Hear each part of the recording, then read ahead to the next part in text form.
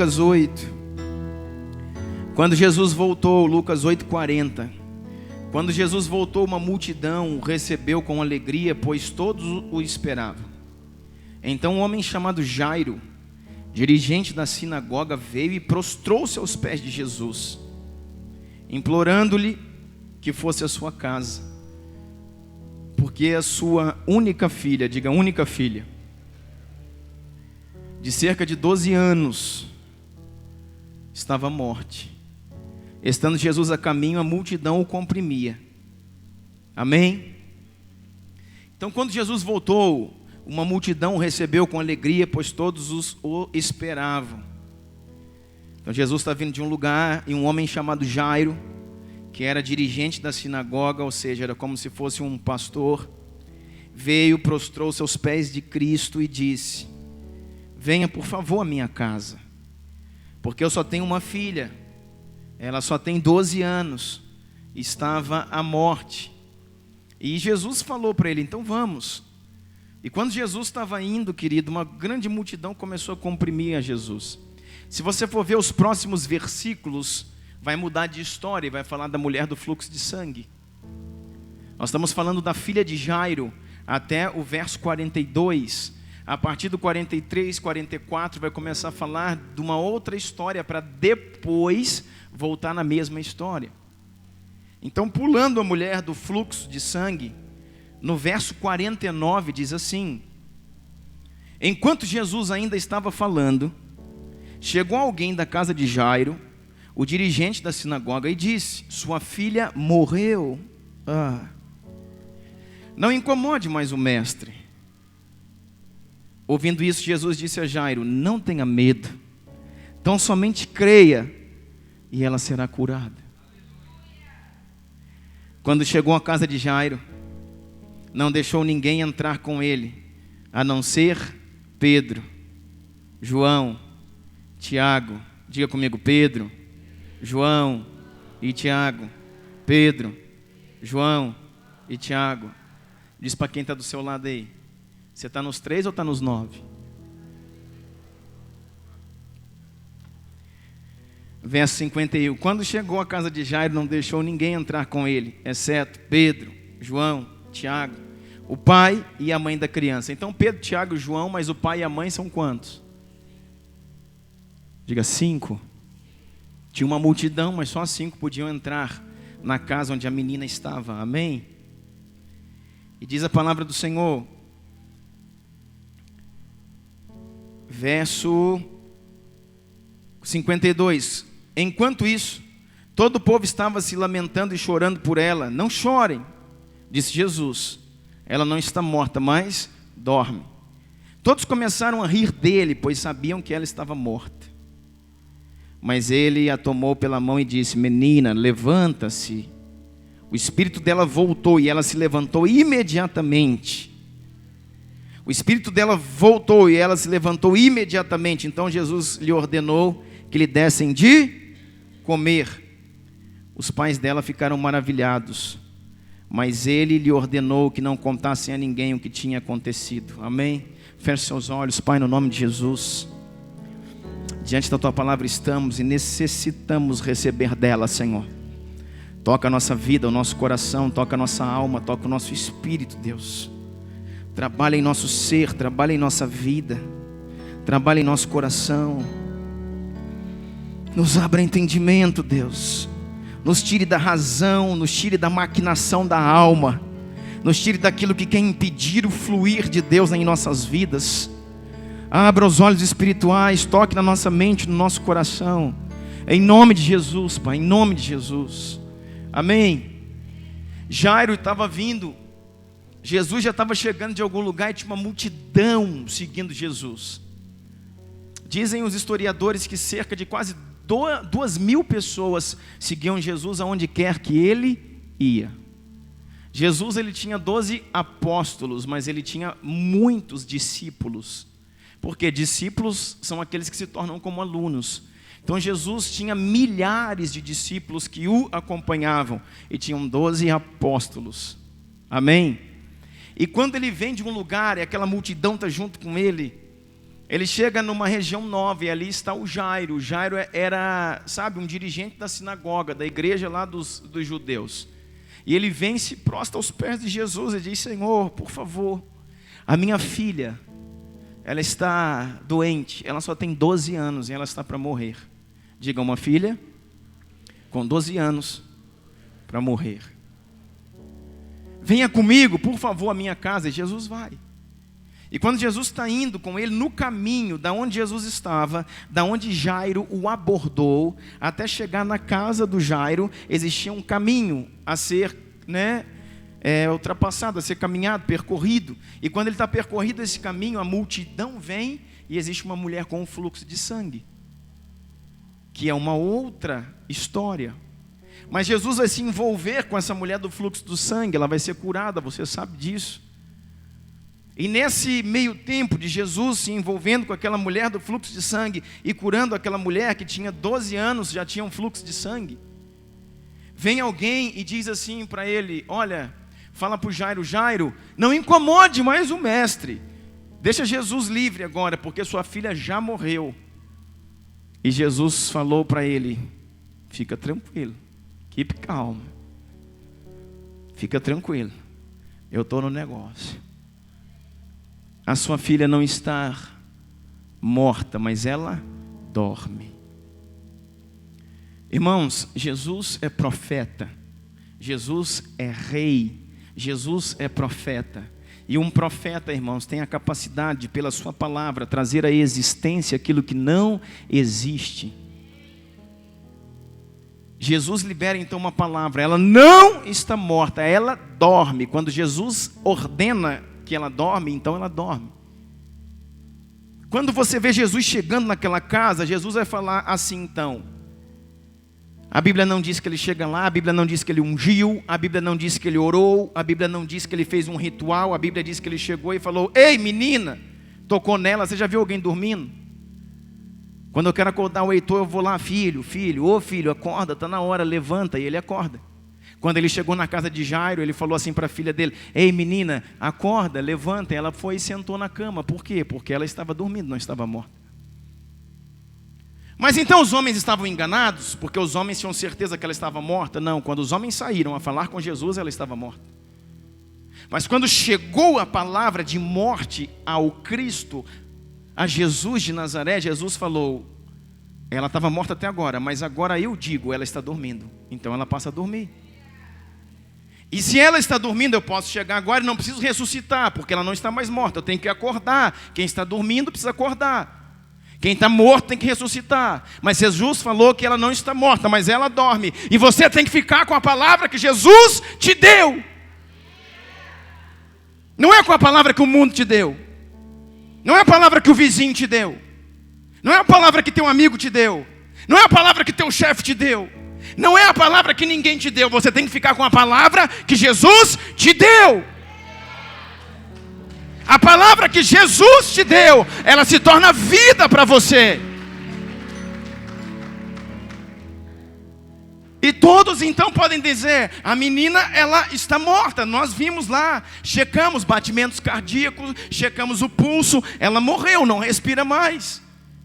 E quando chegaram para falar para Jairo: Jairo, libera o mestre, libera Jesus, porque tua filha infelizmente morreu. E Jairo já entrou naquele, sabe, aquele espírito de quem perdeu alguém. O Senhor ouviu, o Senhor falou: Jairo, vigia.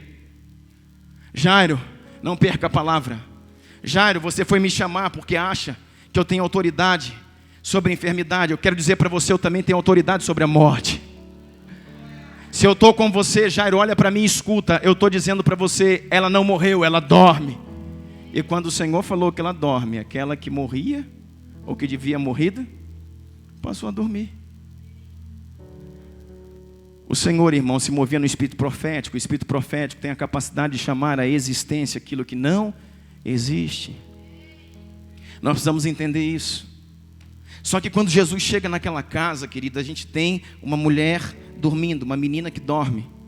Temos visto aqui na Bíblia, querido, que a mulher é a figura da igreja. A mulher na Bíblia é a tipificação, é a figura de uma igreja. Deixará o homem seu pai e sua mãe, se tornará com sua mulher uma única só carne. Paulo diz assim: grande é esse mistério, porém eu me refiro a Cristo e a igreja. Então o homem e a mulher que Paulo está falando é Cristo e a igreja. Cristo é o homem, o noivo, a mulher é a noiva. Então nós estamos falando de uma igreja que dorme. Por quê? Porque ela está doente. E eu estou falando agora de um Cristo, de um Senhor que chega no momento em que a igreja dorme, em que a igreja chegou a morrer, mas agora está dormindo. E quando o Senhor chega lá, existe aquela multidão. Junto com a multidão, chegou com ele 12, diga comigo, 12 discípulos.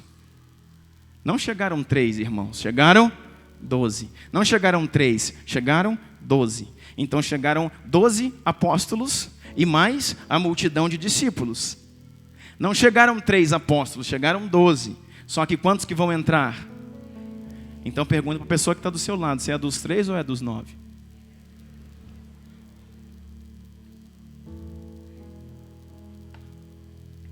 Por quê? Porque 3 vão entrar, mas 9 vão ficar de fora.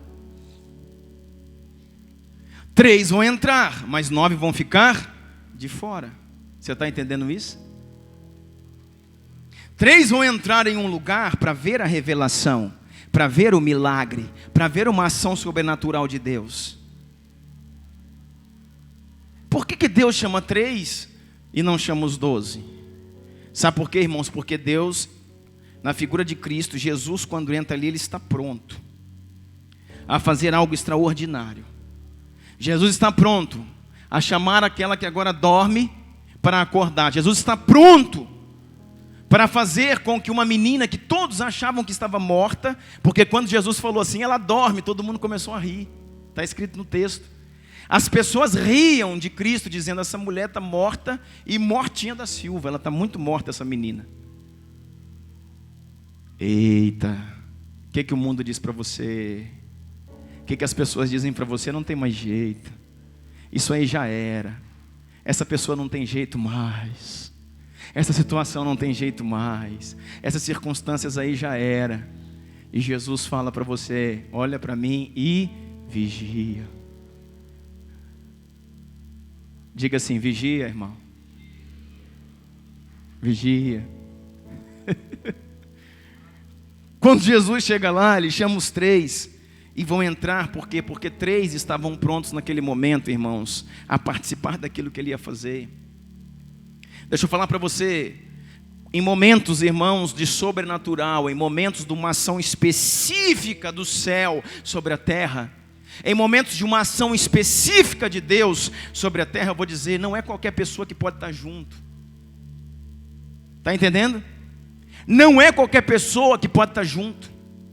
Em momento específico da liberação de um milagre, não é qualquer pessoa que pode estar junto. Por quê? Porque pessoas desalinhadas, irmãos, atrapalham o mover do céu. Pessoas que estão junto, mas estão questionando, mas estão distraídas, mas estão conversando, mas estão voando daquilo que está acontecendo, atrapalham. Não somente não ajudam, mas atrapalham. Por isso que tudo aquilo que estamos fazendo, precisamos fazer juntos, com o mesmo coração, o mesmo pensamento, o mesmo sentimento, com o mesmo olhar, o mesmo foco, o mesmo objetivo. Por isso que as pessoas que estão no meio de um lugar onde Deus está derramando graça, glória, unção, milagre, e elas não estão conectadas com o ambiente, estão atrapalhando o mover daquilo que Deus está fazendo. Por quê, querido? Porque não existe meio termo. A Bíblia diz assim, aquele que não está comigo está contra mim. Quem comigo não ajunta, espalha. Não está na Bíblia? Quem comigo não ajunta, espalha. Quem não é comigo é contra mim. Ou seja, quem não está ajudando está o quê? Atrapalhando. Então, tinha coisas que Jesus podia fazer e toda uma multidão podia ver. Tinha coisas, Rodrigo, que Jesus podia fazer e toda a multidão dos discípulos contemplar. Mas tinham coisas específicas que Jesus sabia Pessoas não preparadas, desalinhadas, não maduras o suficiente, se estiverem juntos nesse momento, vão atrapalhar o que está acontecendo. Então Jesus vai lá e escolhe agora, vem cá. Pedro, cadê? Está aqui. Estou aqui, vem cá. Tiago, está lá, vem cá. Ô João, está aqui, vocês três, vem cá. E mais agora o pai e a mãe, porque o pai e a mãe o que mais queriam, irmãos, não tinha pessoa ali mais concentrada naquilo que estava acontecendo. Olha para mim, irmãos, fala se é ou não é. Tem ali Pedro, Tiago e João. Se aquela menina ali não ressuscitasse, se aquela menina ali não acordasse, o que ia mudar para Pedro? O que ia mudar para Pedro? Nada. O que ia mudar para João? Nada. O que ia mudar para Tiago? Nada. Mas se ela ali não ressuscitasse, o que ia mudar? Para o pai e para a mãe. Era a vida deles. Era o coração deles. Era a única filha que eles tinham. Se tinha alguém ali concentrado, focado, fiel, desejoso de que algo acontecesse, era um pai e uma mãe. Um pai e uma mãe. Por isso que esse é o tempo de pais e mães na igreja, envolvidos com o ressuscitar de uma igreja que dorme. No ressuscitar de uma igreja que dorme. Uma igreja só pode ressuscitar, irmãos. Uma igreja que dorme só pode acordar e entrar no seu propósito se tiver a ação de pais e mães espirituais, de homens diligentes, de homens interessados, de homens que estão dedicando, irmãos, o seu coração, a sua vida, a sua força, de homens que estão dando tudo. Lembra lá da fila do Barnabé, que entrou Ananias e Safira e morreu? Por quê, irmãos? Porque Deus está estabelecendo uma fila de homens que estão dando tudo. De homens que querem se doar, que querem participar. Porque se você é pai e mãe espiritual, arde no seu coração o desejo de ver uma igreja ressuscitar. Se você é um verdadeiro pai e mãe espiritual, arde nas suas entranhas o desejo de ver a igreja brasileira acordar. Arde no seu coração o desejo de ver a igreja brasileira acordar.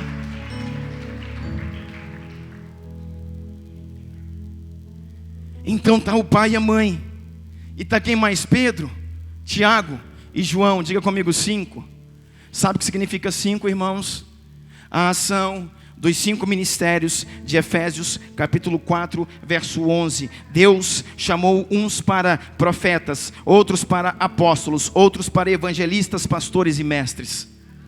Por quê? Porque só o entendimento dos ofícios ministeriais para a igreja nesse tempo pode salvar a igreja. Não é, irmãos, mais vigília, tem muita. Não é mais oração, tem muita. Pode orar mais, mas já tem muita. Não é mais evento, não é mais encontro, não é mais livro, não é mais curso, não é mais aula, não é seminário. É entender a sua identidade. Saber quem você é. E entender identidade é entender os ofícios ministeriais.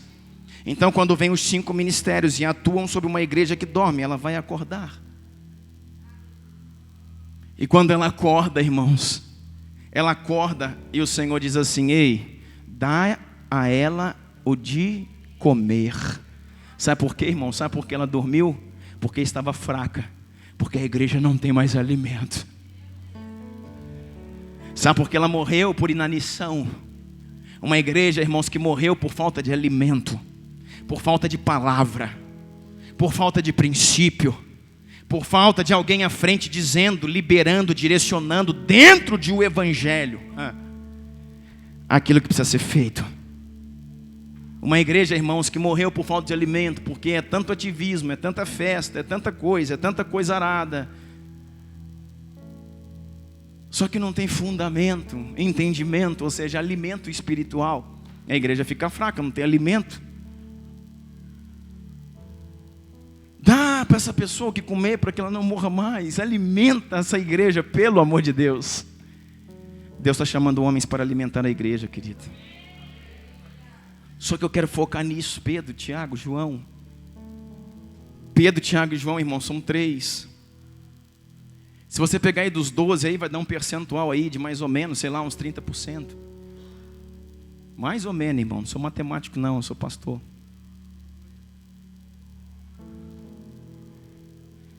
Se fosse 10 era 30, né? Mas como é 12, 25%. Uau!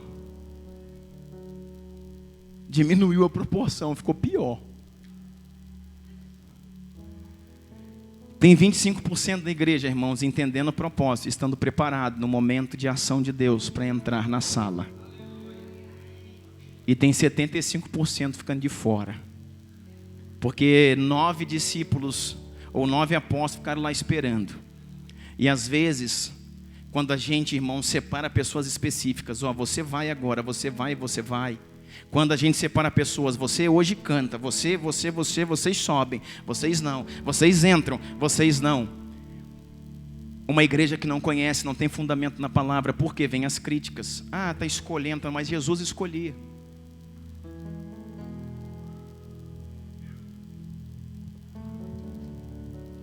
Jesus escolhe quem está preparado. Jesus escolhe quem naquele momento, irmãos, está fluindo num rio específico para aquele momento. Jesus escolhe quem está tendo a visão ampliada para um determinado momento. Então o que eu tenho que fazer? Apontar, criticar? Não, eu tenho que me preparar para que na próxima eu esteja dentro dos 25%. Ou eu engrosse essas fileiras, passe para 30, para 40, para 50. E não foi só essa vez não, Jesus chamou muitas vezes 3. E o pior, irmão, que eram sempre os mesmos 3. Abra sua Bíblia aí comigo em Marcos, capítulo 9. Falei isso aqui esses dias, um pouco disso na sala de oração. E o Senhor me falou, fala de novo.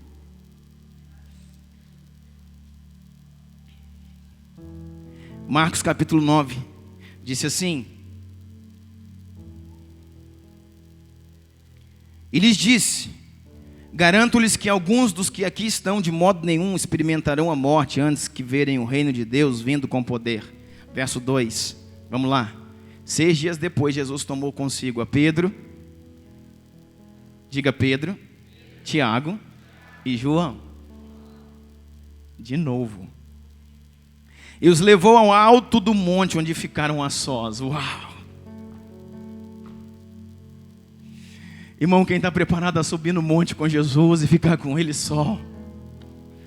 Quem está preparado, irmão? Por favor, se mexe, se movimenta e pensa nisso. Jesus vai subir no monte para orar, cara. E Ele chama 3 pessoas em toda a terra, em todo momento. E existia uma multidão, milhares de discípulos. E Ele falou: eu vou subir ao monte. No monte vai acontecer algo extraordinário.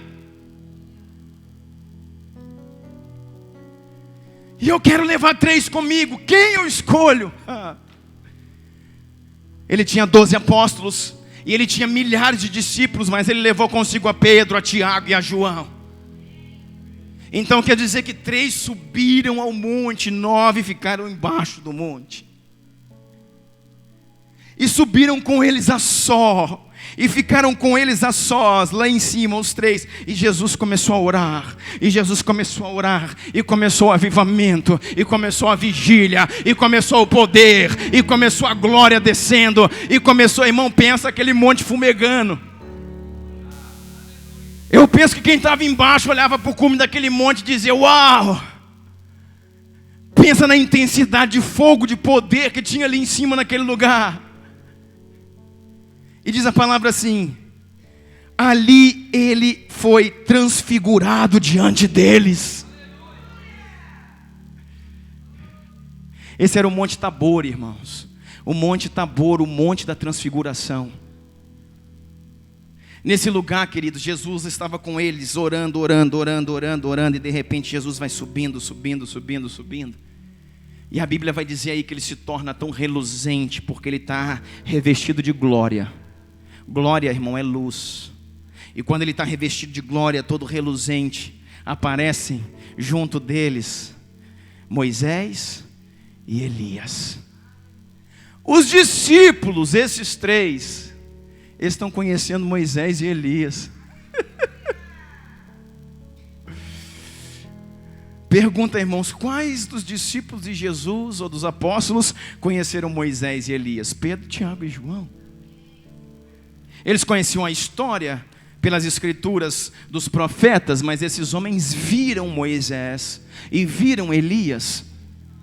Irmãos, pensa nessa visão, pensa no que está acontecendo.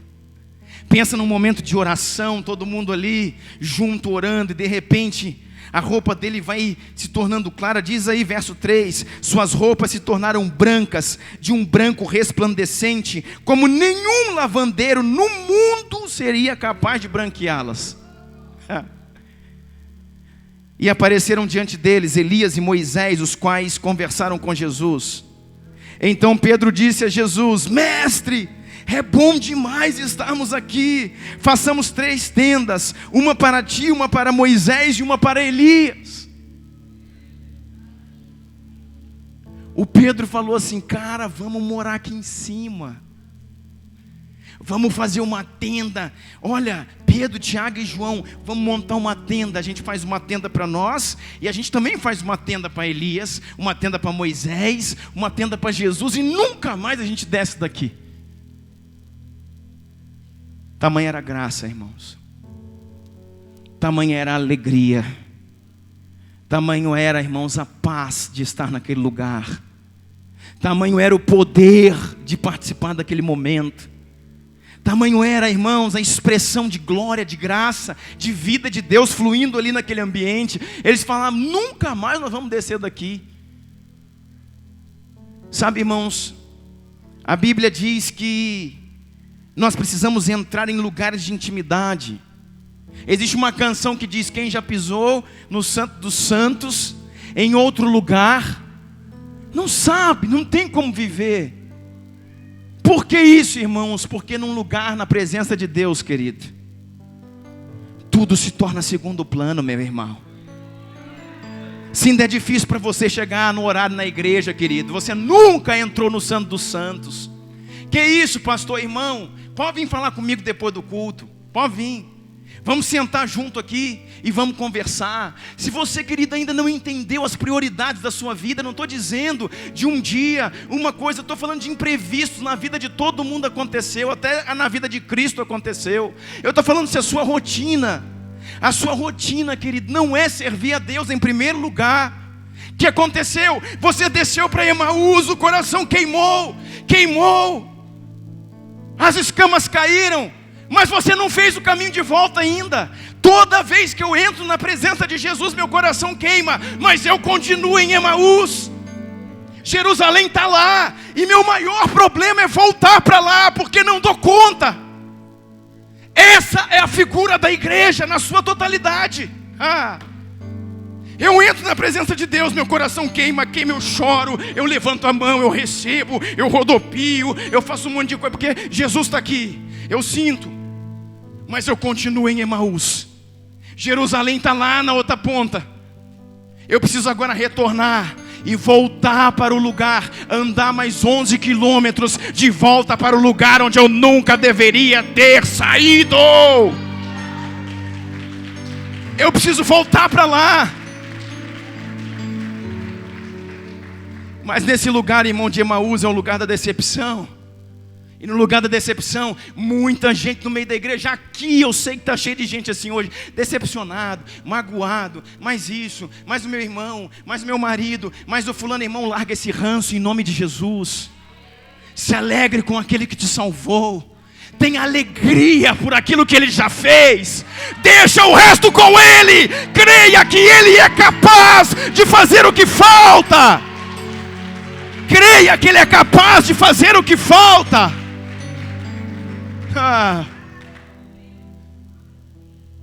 Esse é o lugar da decepção, da crise. Emaús é esse lugar. No caminho de Emaús, Jesus vem falando e o coração ardendo. É o que acontece aqui todo domingo. Jesus está falando aqui e o coração ardendo. Mas quando eu saio, o coração esfria. Jesus está falando aqui, as escamas começaram a cair. Mas eu estou ainda em Emaús. A dificuldade da igreja, irmãos, é falar: vamos embora, cara, é hora de voltar para Jerusalém. É hora de realmente colocar tudo que é de Deus como prioridade. É hora de mudar tudo, T-U-D-O, tudo na nossa vida, para que Ele seja o primeiro lugar. É hora de eu chegar, olhar para minha esposa, a esposa olhar para o marido e dizer: cara, vamos dar um jeito nessa vida nossa. Chama os filhos, reúne e fala: vamos ser aquilo que Deus nos chamou para ser. A partir de hoje nós seremos assim.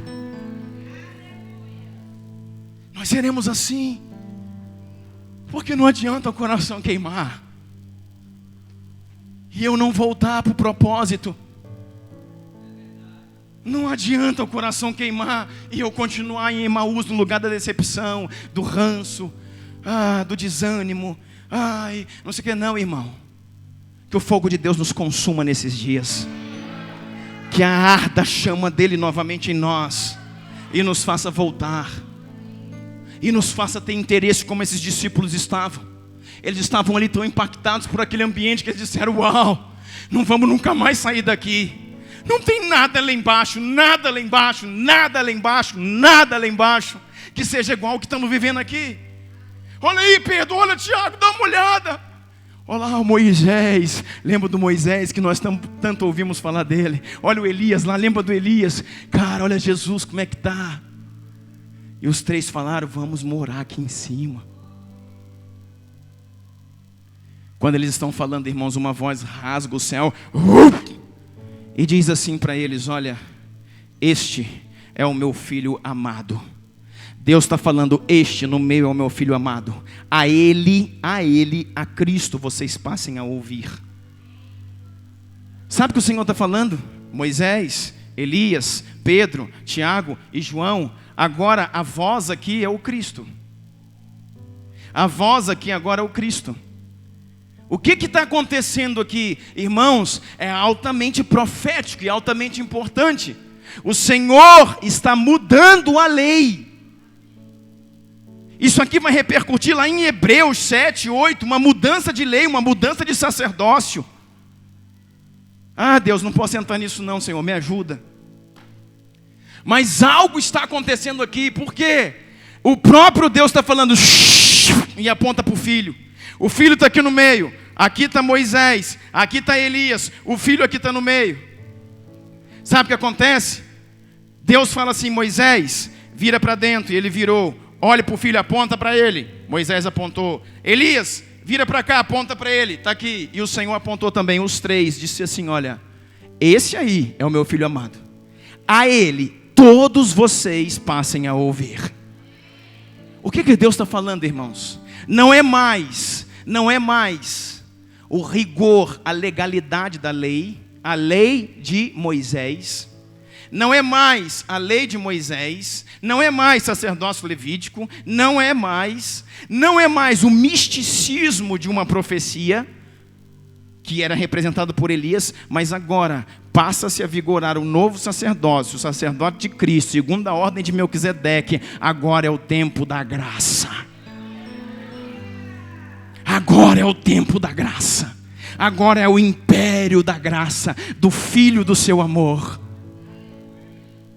A Ele vocês passem a ouvir. Moisés é um ícone, Elias é o maior de todos os profetas, mas Jesus é maior do que Moisés, é maior do que Elias e maior do que todos os outros. A Ele passem a ouvir.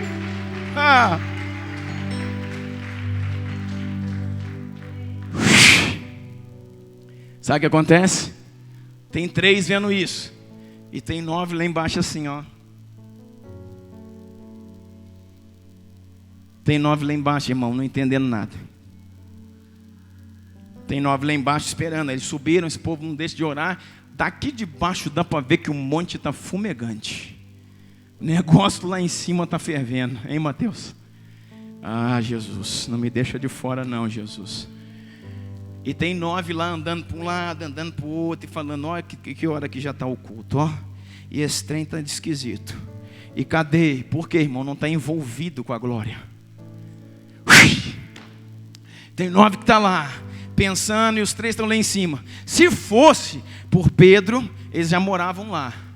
Mas Jesus falou, não, cara, nós precisamos descer. Não é o tempo ainda, vamos embora, vamos descer. Aí diz a palavra do Senhor assim. Verso 5, então Pedro disse a Jesus, mestre, é bom estarmos aqui, vamos fazer uma tenda. Uma para ti, uma para Moisés e outra para Elias. Ele não sabia o que dizer, pois estavam apavorados. A seguir apareceu uma nuvem que os envolveu e dela saiu uma voz que disse, este é meu filho amado, ouçam-no. Repentinamente, quando olharam ao redor, não viram mais ninguém a não ser Jesus. Enquanto desciam do monte, Jesus lhe ordenou que não contassem a ninguém o que tinham visto. Vou te dizer, hein, cara. Vou te dizer, ainda é segredo. Que agora os outros 9 que estão lá nem saber o que aconteceu pode. Você está entre os 3 ou entre os 9? Deixa eu te falar uma coisa, irmãos. Joga aqui a câmera em mim. Tem coisa acontecendo. Escuta o que eu vou falar para você. Tem coisa acontecendo na terra que homens específicos estão recebendo, entendendo e vivendo. E por isso estão ativados. Enquanto uma igreja do lado deles dorme, murmura, reclama, esfria. Por quê, irmãos? Porque alguns homens estão espiritualmente no cume do monte e outros estão esperando lá embaixo o que vai dar, o que vai acontecer. Deus está revelando coisas aos seus profetas, porque diz que Deus tem segredos, e Ele revela os seus segredos aos seus profetas, e dizendo assim a alguns profetas, não fale nada a ninguém. Por isso que você vê alguns queimar, irmão, falar, esse cara é louco, dá uma olhada nesse cara, é porque ele está lá em cima do Monte Tabor. E você não consegue entender porque ele queima daquele jeito, é porque ele está vendo Moisés, Elias, Jesus, enquanto outros irmãos estão lá embaixo esperando a coisa acontecer. Sabe de uma coisa? A Bíblia vai dizer, irmãos, que eles começam a descer então. Então eles começam a descer porque tinham que descer. E quando eles estão descendo do monte, eles vão encontrar o lugar, eles vão chegar do lugar aonde estavam os outros discípulos, os outros 9. E antes deles chegar nos outros discípulos, eles olham de longe assim, aí Jesus para, Jesus dá uma cutucada assim, dá uma olhada ali, Pedro, Tiago, olha lá, lá estão os 9. Mas quando a gente saiu de lá, não estava só os 9, mas tem uma galera ali agora. Dá uma olhada, tinha um monte de gente, e dá uma olhada, aquilo ali está cheirando a confusão. Olha lá, gente falando, gente gritando, gente brigando, gente berrando, tem coisa errada ali. Existia um grande problema acontecendo no meio dos 9. Diga assim comigo, porque quem não resolve problema, dá problema.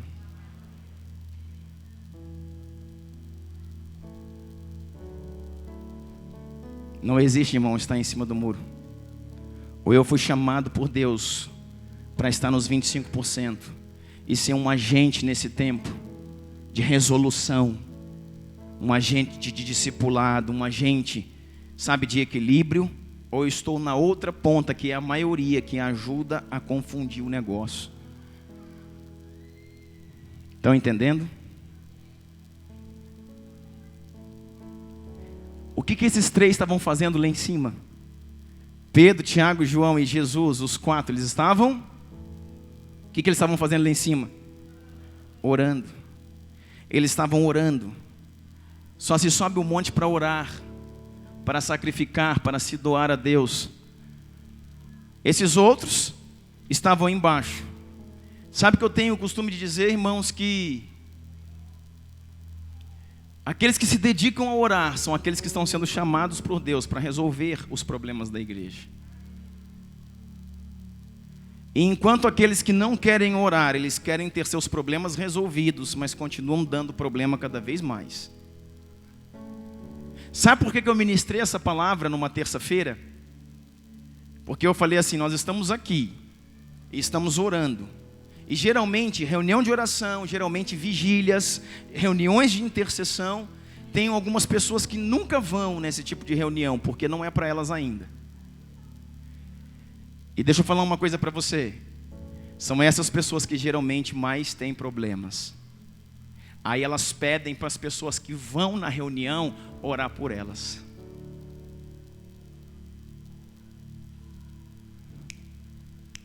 Está entendendo? Irmão, preciso da sua ajuda, ora por mim, jejua por mim, intercede por mim. Eu estou passando um problema grave nas minhas finanças, um problema grave com meu filho, um problema grave com meu casamento. Aí a pessoa vai e passa a bola para alguém, para o intercessor. Aí o intercessor vem na vigília, o intercessor vem na oração e está orando. Mas a pessoa que precisa da ajuda não está ali orando. E ela está fazendo o quê, pastor? Deus sabe o quê? Alguma coisa. Mas quem está com o problema é o outro que não está na reunião, enquanto que é o que está na reunião que está orando, para que o problema daquele que não está seja resolvido. Ou seja, sou eu que estou pagando um preço para que o problema do meu irmão se resolva, enquanto ele não quer orar. E eu preciso orar dobrado por mim e por ele. É assim que funciona, irmão. E eu penso assim que, infelizmente, é assim que vai continuar funcionando.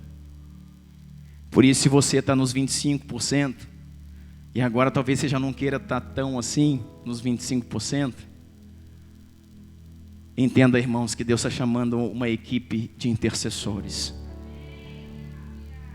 De homens que estão carregando o seu fardo e o fardo dos outros. De homens que estão carregando, irmãos, os seus pesos, as suas lutas, estão carregando também dos seus irmãos. Por quê? Porque 25%, irmãos, resolve o problema. E 75% ajuda a dar mais problema. E é você quem resolve. Em que lado você quer ficar? Qual é a parcela onde você entra? Porque nós sempre estamos vendo isso. E aí nós oramos aqui na igreja por alguns irmãos, e aí nós oramos nas reuniões por alguns irmãos, aí nós oramos em muitos lugares, mas esses irmãos, eles nunca estão nessas reuniões. Mas nós vamos continuar orando por eles. E sabe por que eu estou falando isso aqui para você? Porque tinha que ser eu para falar, não pode ser outro. Tem que ser o pastor da igreja para falar. E sabe para que eu fui chamado, irmão, para falar? Eu quero que Deus me mate quando eu parar de falar. Porque eu não fui chamado, irmãos, para encher um templo. Eu fui chamado para treinar uma geração.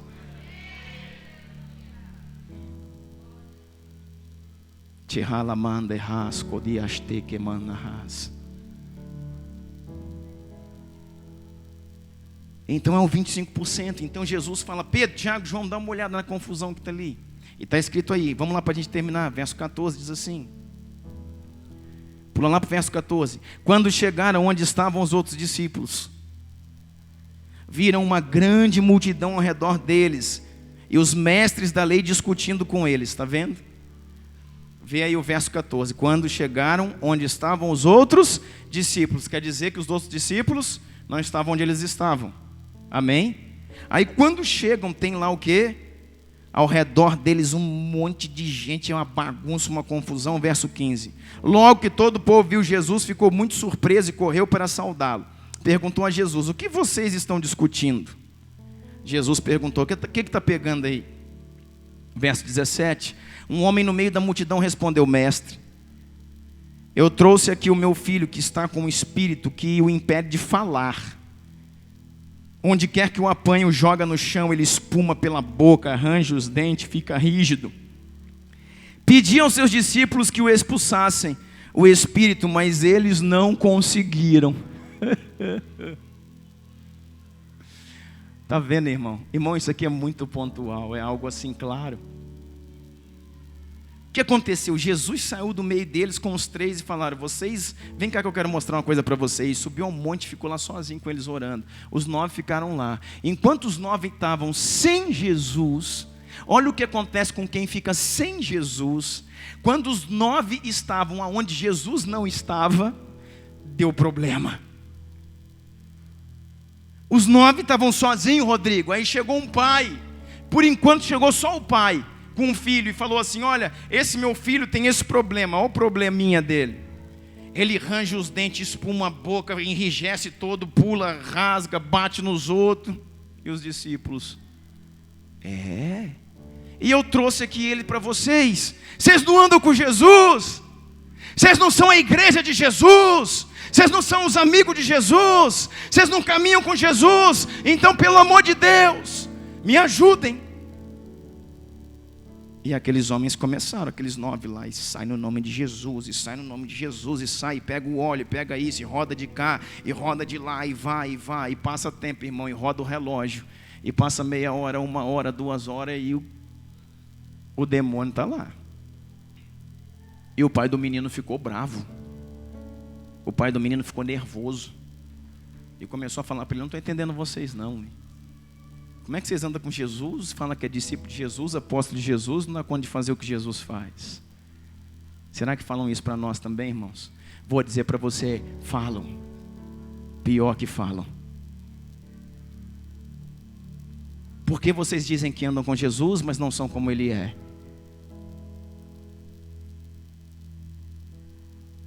Porque vocês são a igreja de Jesus, mas não têm o poder que Jesus estabeleceu nas Escrituras.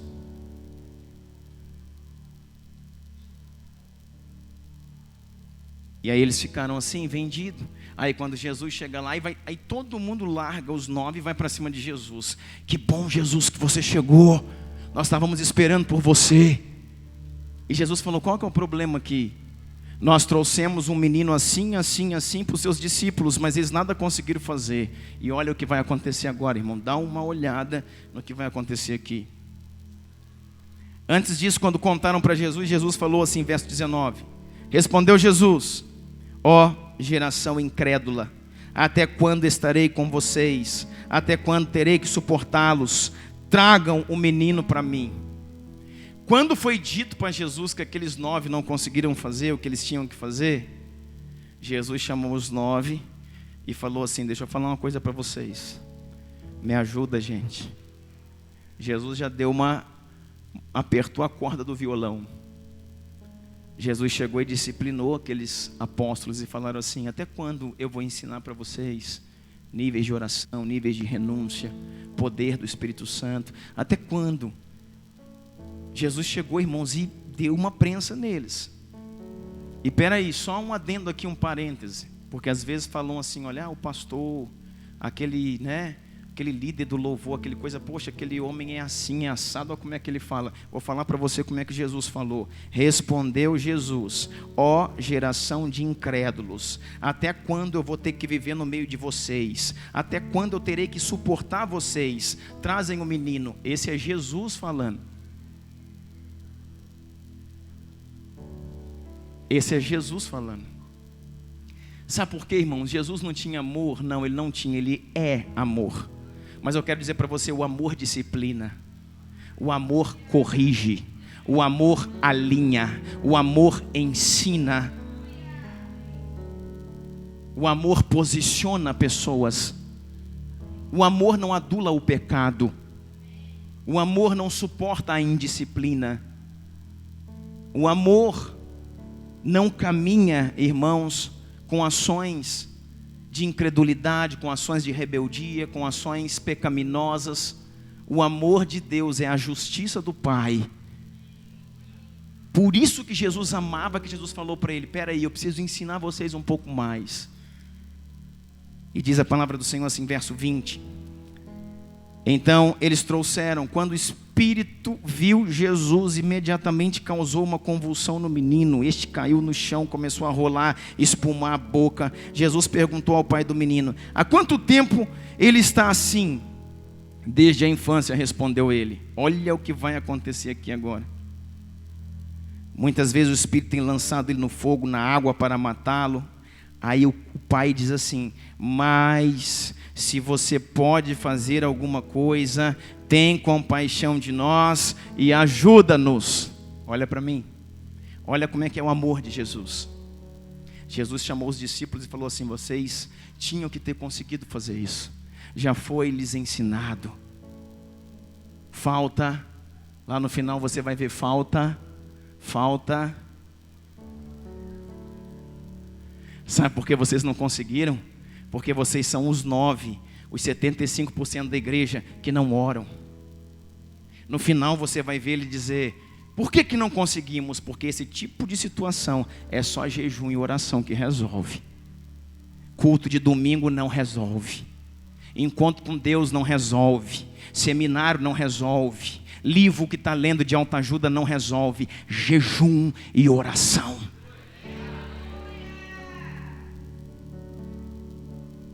Jesus chegou e falou para eles: vocês já foram ensinados e não estão conseguindo fazer porque falta santidade na vida de vocês, devocional, falta oração, falta entrega. Aí ele vira e o pai do menino diz assim, o pai do menino está irado: olha como é que meu Jesus é lindo. O pai do menino chega e fala assim para ele: pois é, seus discípulos são isso e são isso. O pai do menino está acusando a igreja. E aí o pai do menino diz assim: mas seus discípulos não dão conta não. Tem muito tempo que nós estamos aqui, eles não resolveram. Mas se o Senhor dá conta, pegou a responsabilidade dele, o pai, e tacou para Jesus. Se o Senhor dá conta, está aqui meu problema, está na minha mão o abacaxi. O abacaxi está na minha mão. Aí jogou para Jesus assim: pega aí. Aí Jesus segurou.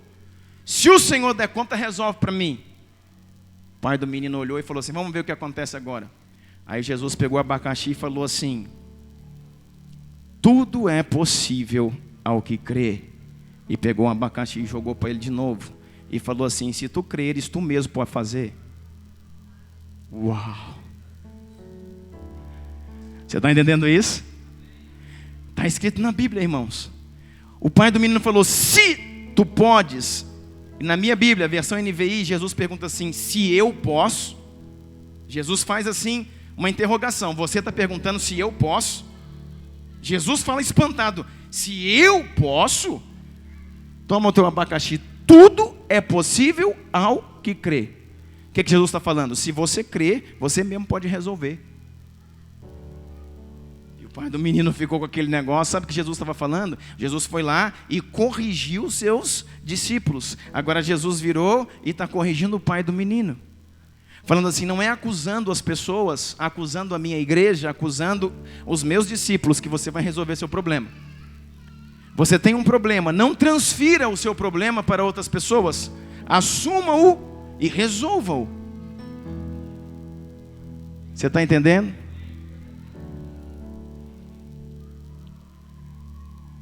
Está entendendo o que está acontecendo aqui?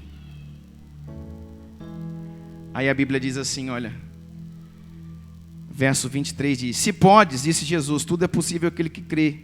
Verso 24: imediatamente o pai do menino exclamou: creio.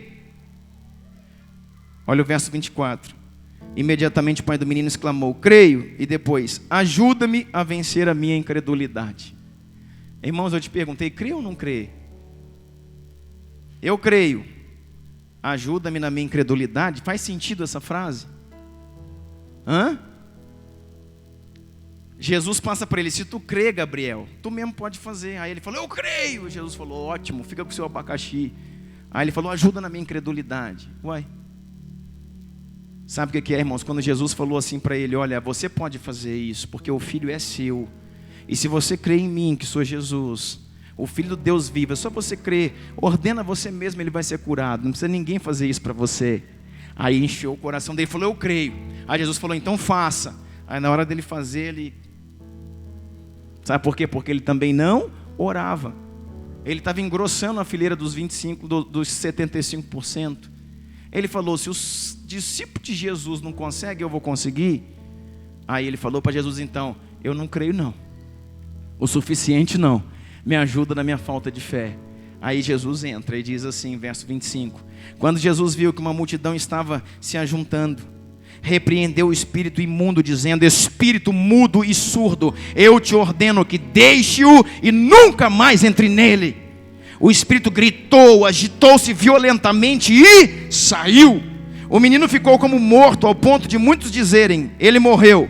Mas Jesus tomou pela mão, o levantou e ele ficou em pé. Hey, aleluia! Ele ficou de pé.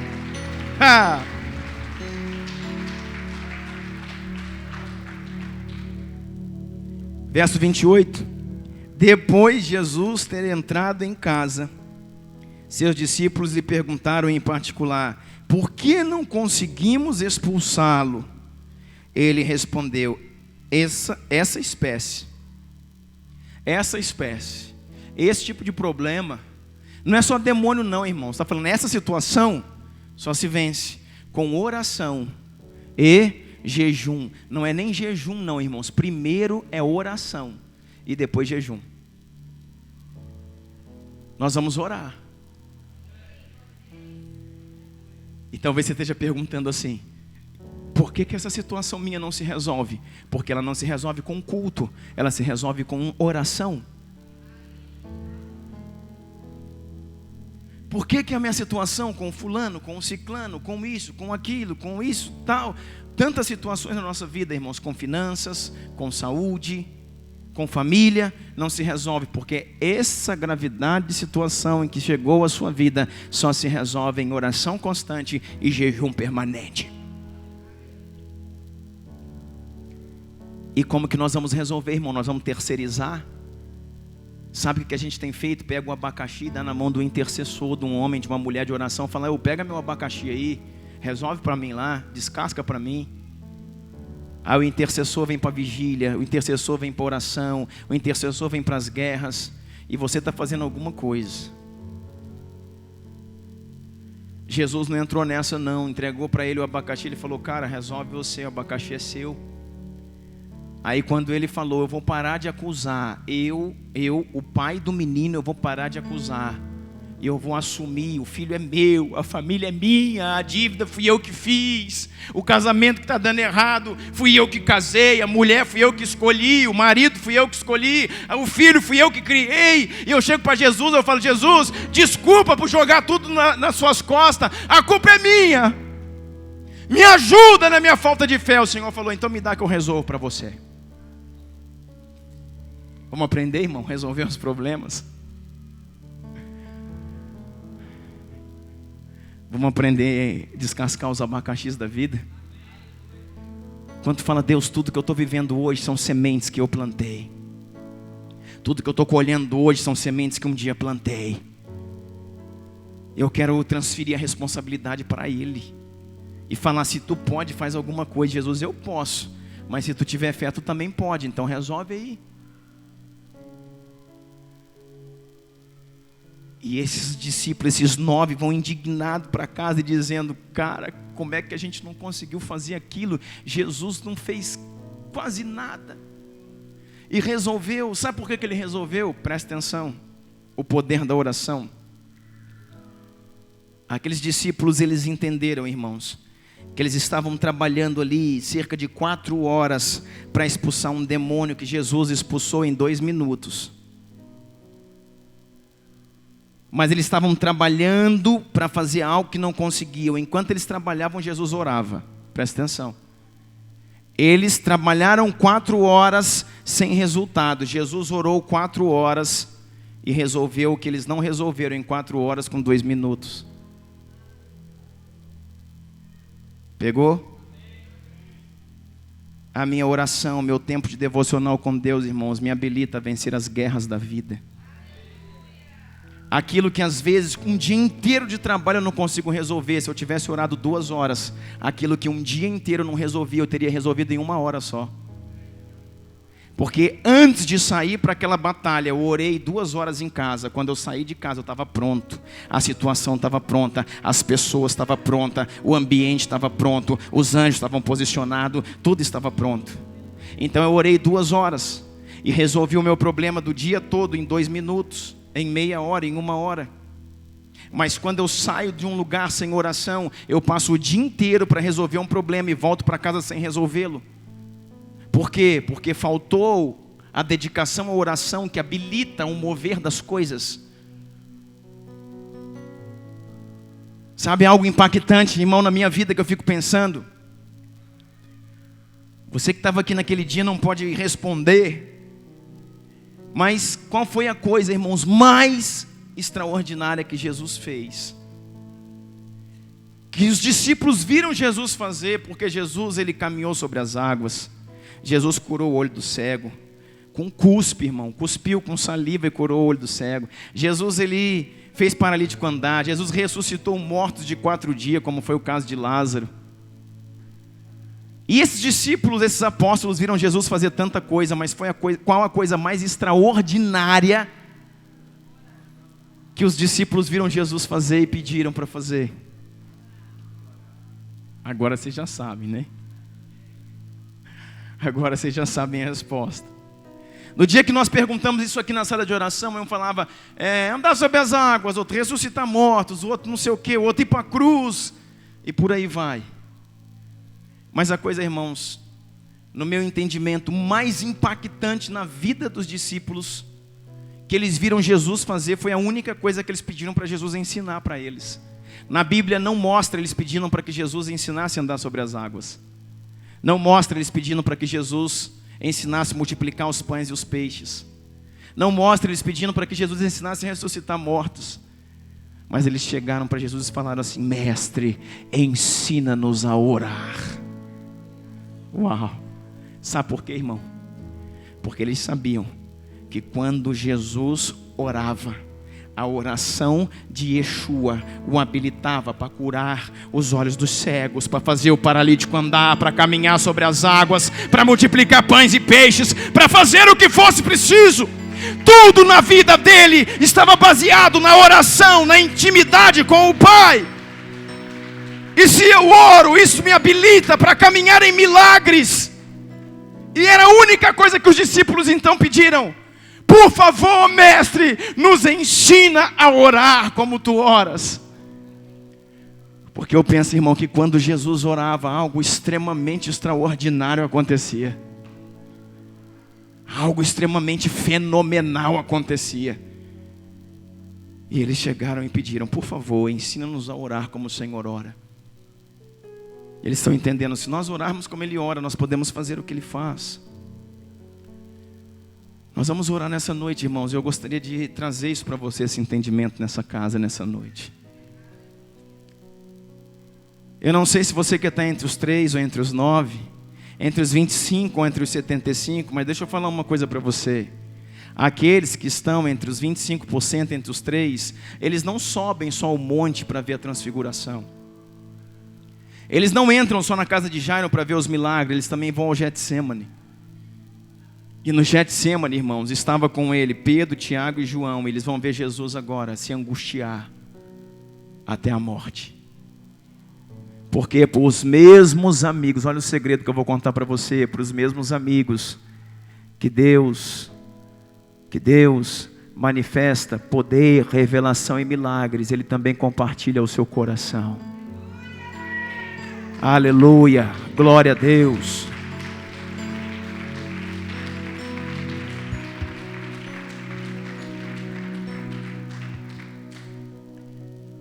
Os mesmos 25% que vão ver, irmãos, poder, fogo, glória, entender o que está acontecendo, também vai ser a parcela da igreja que vai participar das aflições do coração de Deus, das angústias do coração de Deus, da tristeza do coração do Pai. Vai ser a igreja, irmãos, que vai sofrer as dores de Cristo. A igreja que vai se posicionar para lutar por um evangelho verdadeiro, genuíno, capaz de mudar e de transformar. No Getsemane estavam os 3 ali, e Jesus suou gotas de sangue, porque estava angustiado, aflito até a morte. Aonde você está, querido? Nos 3 ou nos 9? Aonde você está, naqueles chamados, irmãos, para resolver, ou aqueles chamados para engrossar a parcela dos problemas?